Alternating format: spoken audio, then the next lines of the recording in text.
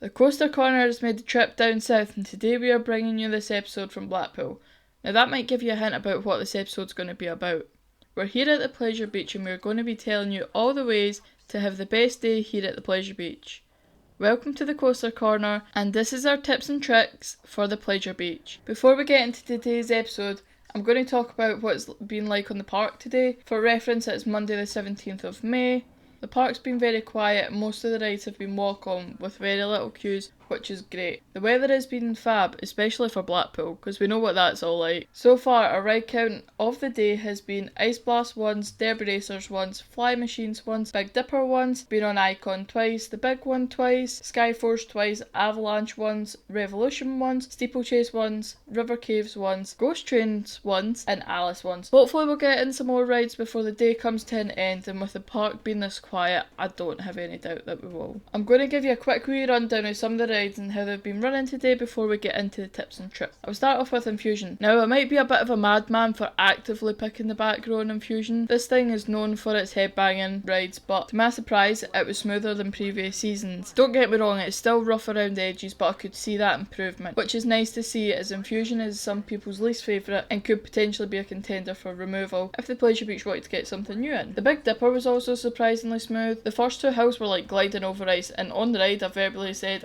"Wow, that was smooth," to my friend. And then I was hit by the rough bit that the PB maintenance team hadn't worked on over lockdown. But for being nearly €100, the Big Dipper is still a fun ride. The other woody that's getting a bit rough around the edges was the Grand National. We didn't get to ride it, as when we got round to it, the gates were shut and we walked round to see the train stuck just under that winning post before the station. After speaking to another guest who was on the ride, they said that it didn't quite make it up the hill and roll back before the catch and brakes caught it. Then we watched the team shove the train back into the station, which does not look like an easy job. Icon was an experience with the new seatbelts, and to be honest, it was much the same. I just felt like there was a tiny little bit less airtime on that first hill, but there's still plenty of it, so there's no need to worry. Personally, I feel like the seatbelts weren't needed, but it was something that the manufacturer Mack had decided to add to most of their coasters. Icon's restraints give you so much freedom, and it has slowed down dispatch times a bit, which is no fault to the Icon team. It's just another thing that they need to check before dispatching the trains. The Big One was flying round the track, and those new sections where it's been retracked are super smooth, especially the tunnel before the final brake run. I'm looking forward to Pleasure Beach retracking more of the Big One, and it's also great to see them prolonging the life of this classic.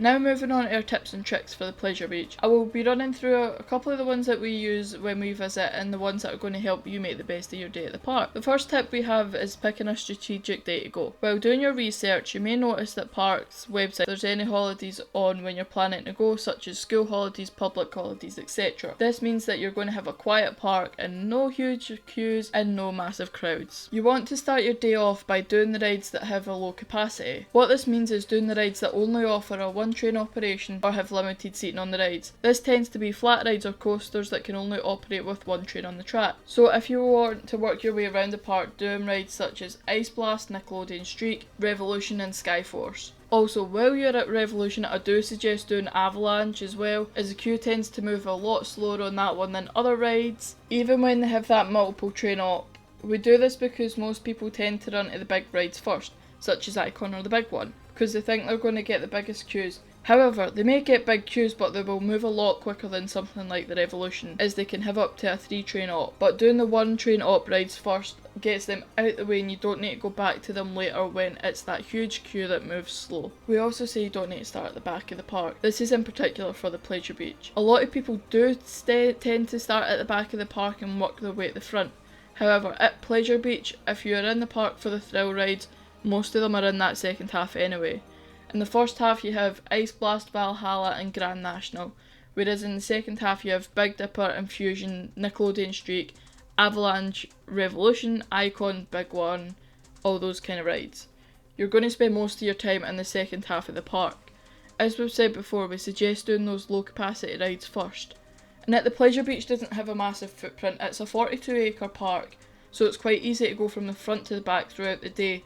Always leave the bigger rides till later in the day. This isn't something everybody thinks of, but leaving rides such as Icon, the Big One, or any of the coasters till later in the day and do the other rides first, as the big thrill rides run better once they've had time to warm up.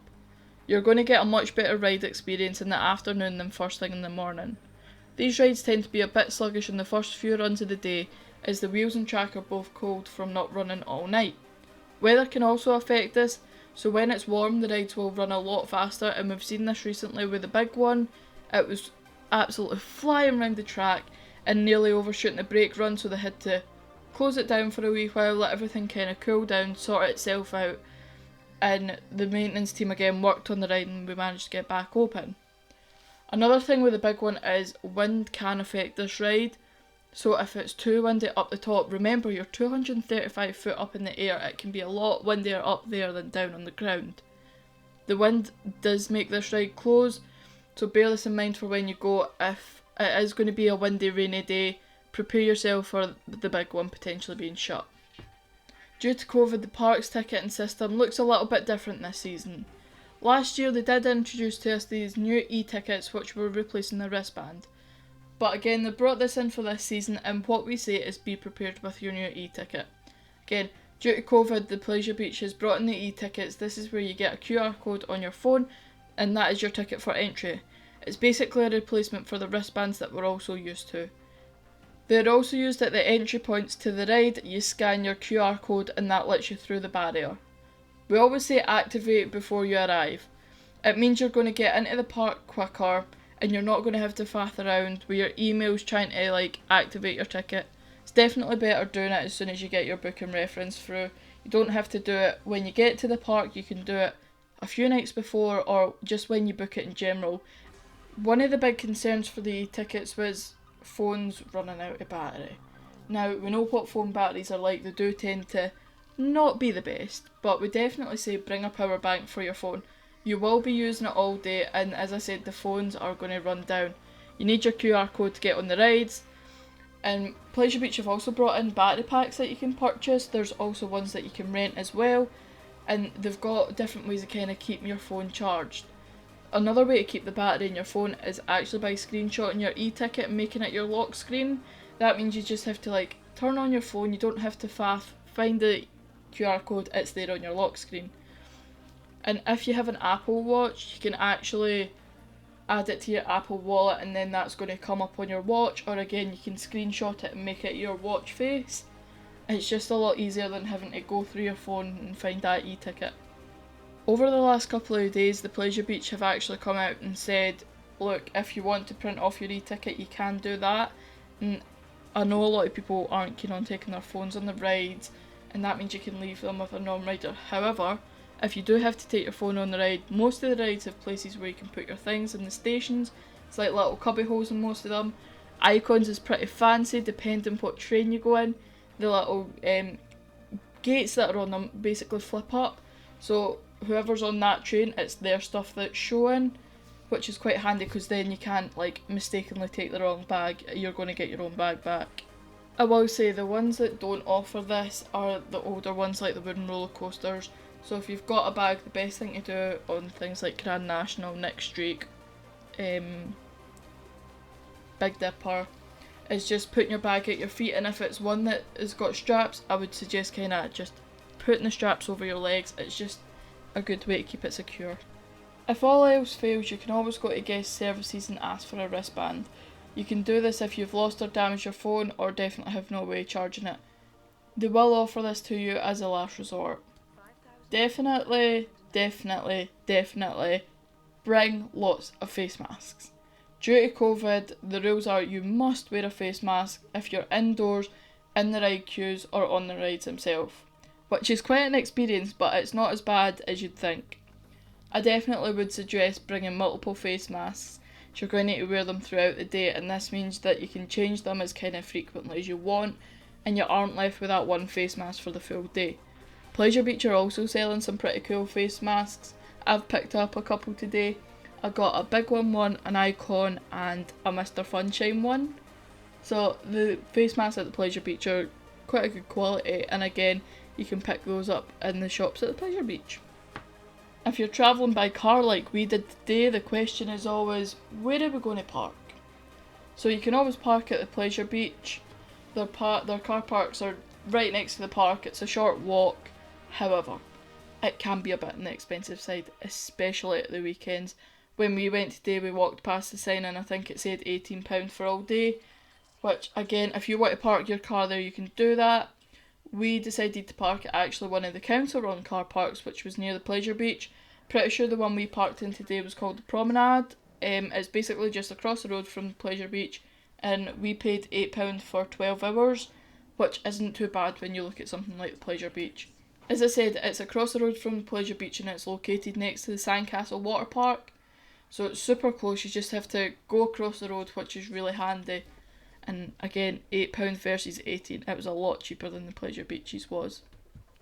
If you're planning of heading to Blackpool for a few days and again are planning to go to pleasure beach, it's definitely easier to stay near the park. After a long day of coaster riding, it's good to have that hotel right next to the park.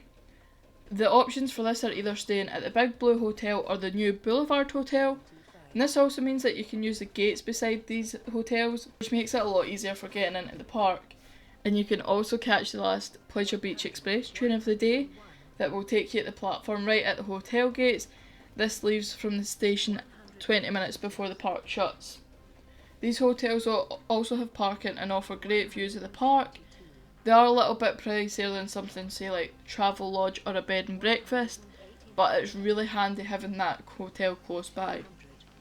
This will be more for the 2022 season, however it's good to keep in mind, and I would always bring a spare pair of clothes.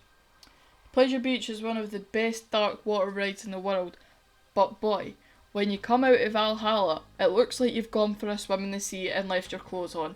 It's probably the wettest I've got on any water ride, and being in Blackpool, it can get chilly real quick. Valhalla, unfortunately, is currently standing but not operating as it is getting a renovation for the 2022 season. It was meant to open this year, but due to COVID, they've had to push it back a year, which is a real shame because Valhalla did turn 20 this year. But when it reopens, I will be bringing that spare change of clothes so I can get on it.